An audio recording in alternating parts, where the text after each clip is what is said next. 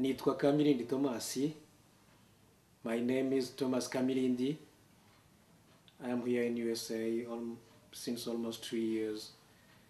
And Rwanda is known now because of the genocide which took place in 1994. And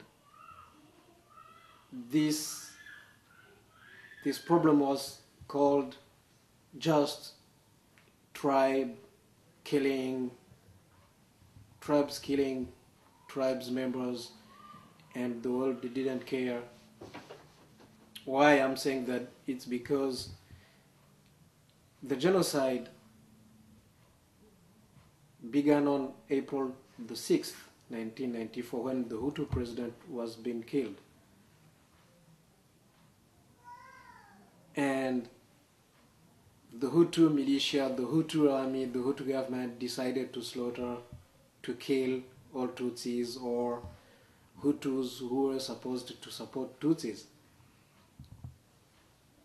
In my case, that day when the president has been killed, it was my 33rd birthday. I organized a party, but when the president was killed and when we heard about that, the party was over before beginning. And because I was a journalist, I reported for Radio France International for 6 days about what was going on. I summarized saying that I tried to describe from my house that Tutsis were killed every day because only they were Tutsis, and the mass graves were full of bodies every day. And myself, I didn't know that I was on the list of people to kill until April the 12th, when soldiers came to my house and said, "We want you to follow us." I said, "Why? For where?" They said, "Just follow us, you will know. Otherwise, we will kill your family before your eyes, and we will end by you." So I hugged my family because I didn't want to see my family just shoot down there before my eyes. I hugged my family and I left with those guys who were 3, and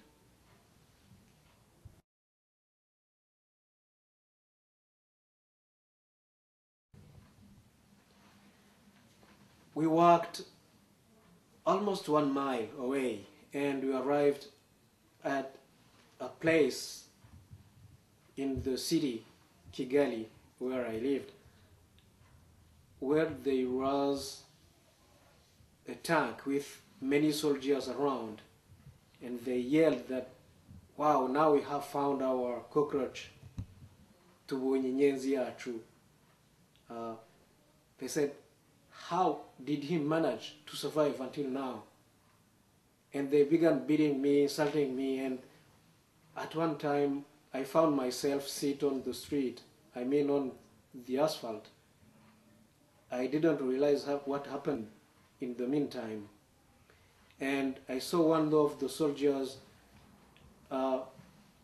making 2 or 3 steps behind and back, and saying, "Enough is enough, we must finish with murder." And he talked to his colleagues to keep away from me, and he took his gun under his arm, and he had his legs like in the Western movie. And I was realizing that maybe from 1 minute or second to the next, the victim was me. But he was almost shooting, and another tank came and stopped abruptly before me, and a high-ranking officer of the army stood out of the car and said, "Thomas, what are you doing here?" I said, "They want to kill me." And he said, if you kill journalists, who will speak for you? And he asked to local commander, he was probably a sergeant. He told him to accompany me to my house, and he said, "Thomas, get back to your home." But he whispered something to this sergeant, and when we were far away, we ran, and he told me, this guy was my commander, he is a major, and he told me, "Leave your house today, otherwise you are killed. The decision is made." I told him, "But I don't know where to go to, because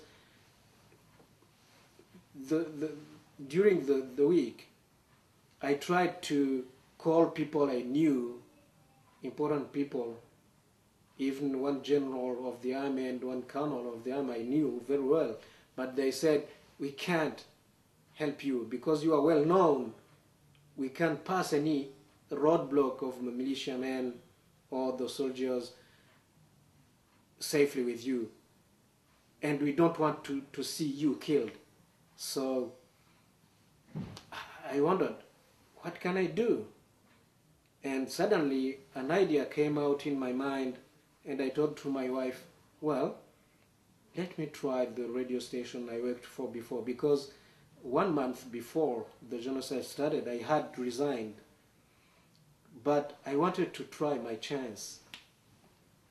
I hugged again my family, my wife and my daughter, and I left and I went to the radio station. I stayed there 2 days under a table, and finally 2 friends of mine arranged a car, official car, with a police officer to escort me, and they took me to the Hotel de Milcon, now known as Hotel Rwanda. I went there and I stayed there for 1.5 months. But what was our life that time at the hotel? It's a long story. First, when I arrived at the hotel, I asked around to people I met, to the refugees I met, "What are you doing to let the world know that you are here, and to let the world know what is going on in Rwanda?" They said nothing. So I took the telephone and I called Paris, Radio France International, and I talked to my colleagues there. Now I am a refugee, and in the hotel there are many refugees. The hotel is full of refugees, and we don't know what to do. We have no protection, and the killings are going on in the country, throughout the country. People are slaughtered because only they are Tutsis, or because they don't agree with the politics, the policy. And they said, "Okay, now try to make a list of those people who are in the Milcolin Hotel and fax it to us. We will try to sensitize France, and through France, UN, United Nations, and the strong nations, to try to maybe to get your evacuation." Okay, I agreed, and I started making the list of the people, and the next day I sent the list of the refugees.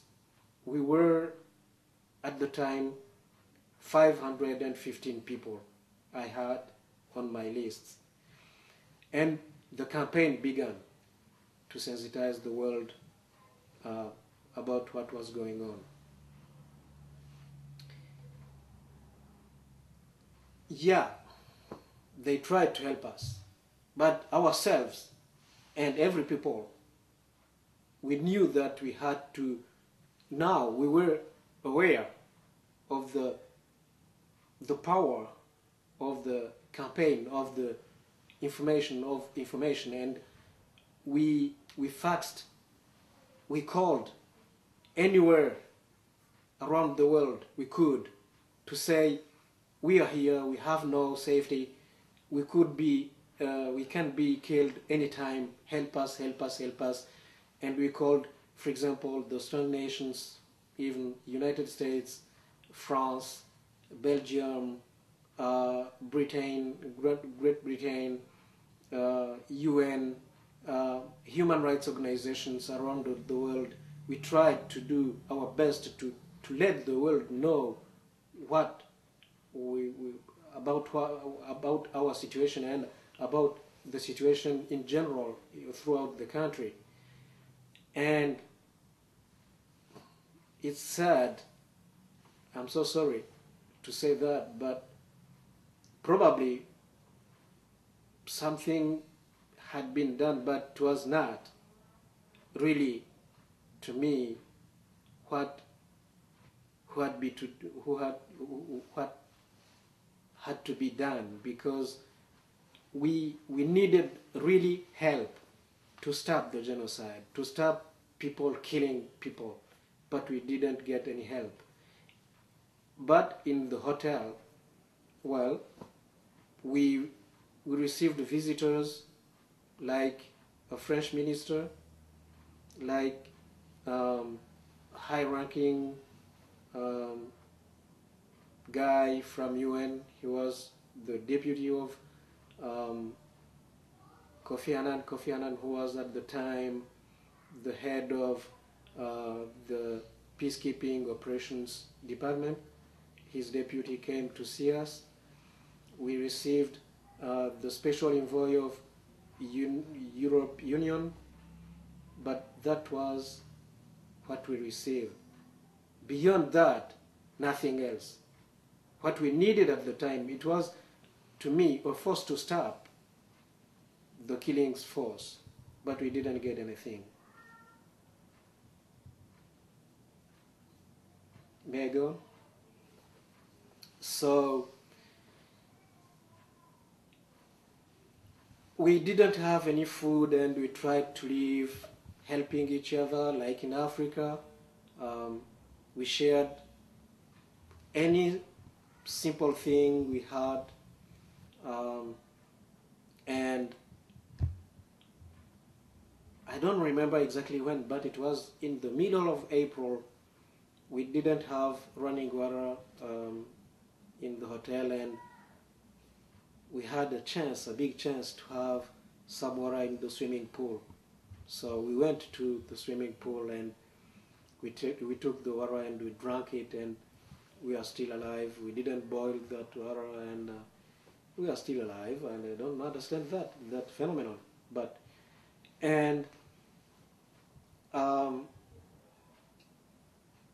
at the end of April, because in the meantime also the telephone lines had been cut off, people called me and said, the telephone is working now again. Call your friends in Paris and tell them that we are still alive. I did it, and in Paris they said, I mean at Radio France International again, they said, what is going on in Rwanda? We don't know anything, because at the time all foreigners had been evacuated from Rwanda. Even the peacekeepers themselves who were there since the end of 1993, they had been pulled out of Rwanda, letting the situation in the hands of the killers only. So I said, yeah, the killings are going on. Ourselves who are still alive, we have no food, we have no protection.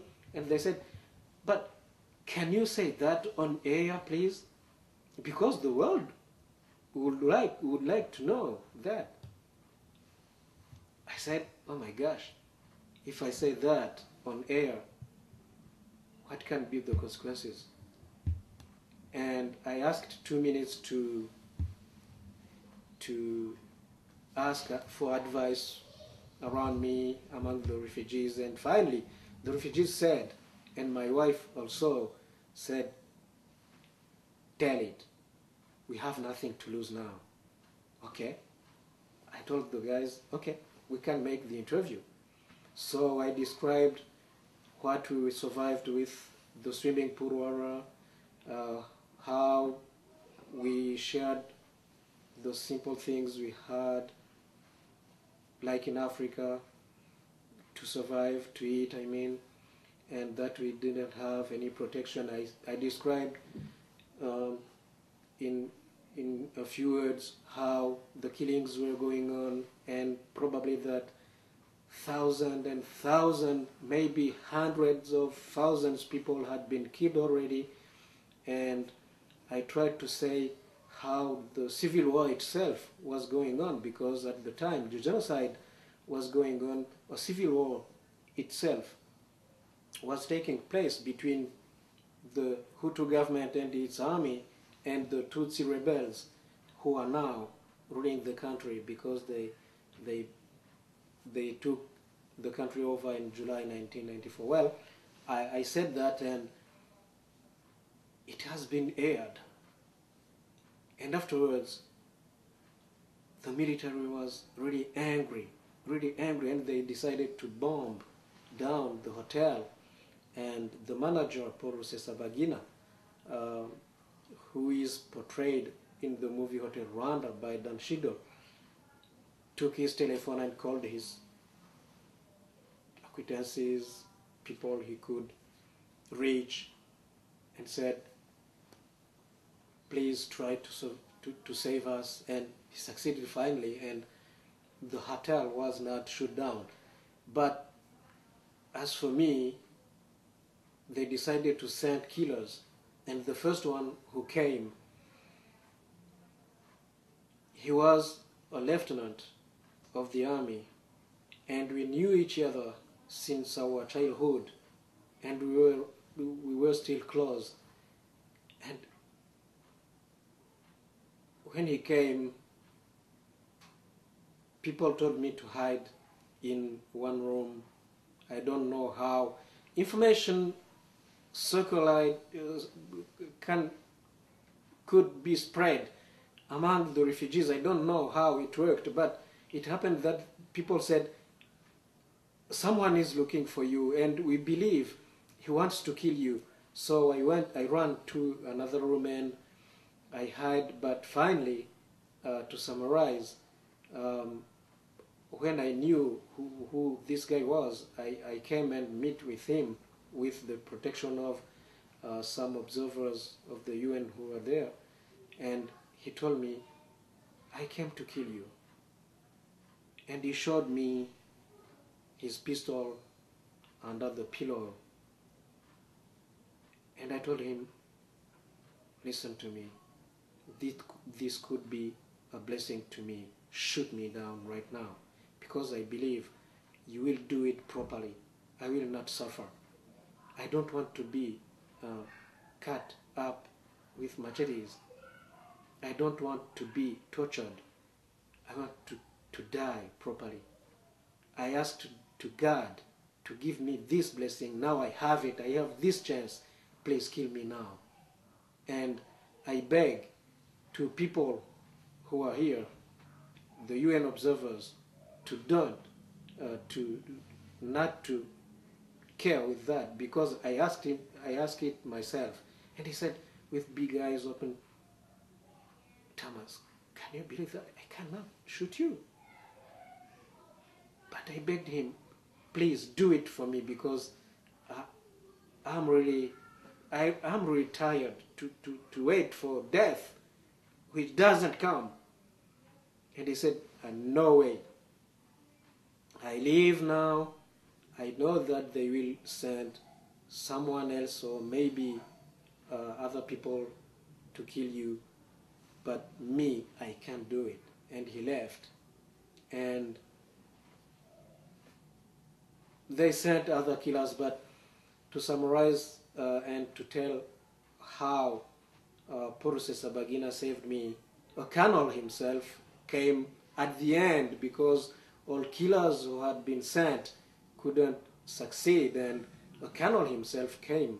He was in charge of security around the Hotel de Mille Collines, and he told to Paul Rusesabagina, I want for this dog, Thomas Kamilindi, I want him. And Paul took him, the manager took him in his office and offered him a seat. He brought something to drink, and they talked. They negotiated for 3 hours, and finally the guy left with Paul's gifts without me. So afterwards Paul called me and said, you know, you are really wanted. And he told me the story.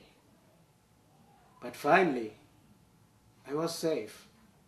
I don't know any other threat, direct threat, after that colonel passed. Finally, the UN negotiated our evacuation beyond the front line, the killing, beyond the killings, and finally we have been evacuated. But before we had been evacuated in the end of May, UN tried